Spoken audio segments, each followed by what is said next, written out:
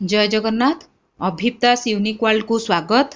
आजिर video रे आपण माने देखिबे आमर आसंता काली जो इंटरनेशनल योगा डे अछि बा विश्व योग दिवस सेथि निमंते शपथ पाठ कौन करिवे ताहा वर्तमान देखिबा।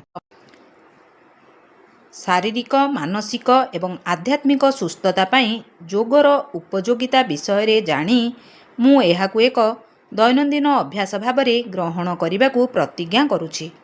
योगासन प्राणायाम ध्यान किंबा एकाग्र चित्त सह मु प्रत्येक दिन योग करिबा पई समय उत्सर्ग करने को प्रतिश्रुति देउछि। योग को आमर नीतिदिनिया जीवन रे जोड़ी उत्तम स्वास्थ्य एवं मानसिक शांति लाभ पई समस्त को प्रोत्साहन देबा सह मोर परिवार बंधु एवं समाज को ए दिगरे उत्साहित करिबी। Pledge. I pledge to embrace yoga as a daily practice, recognizing its profound benefits for physical, mental, and spiritual well-being.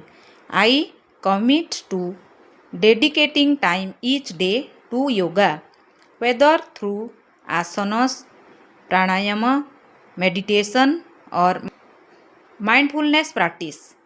I will encourage my family, friends, and community to join in integrating yoga into our routines, fostering health, harmony, and inner peace for all. Thank you.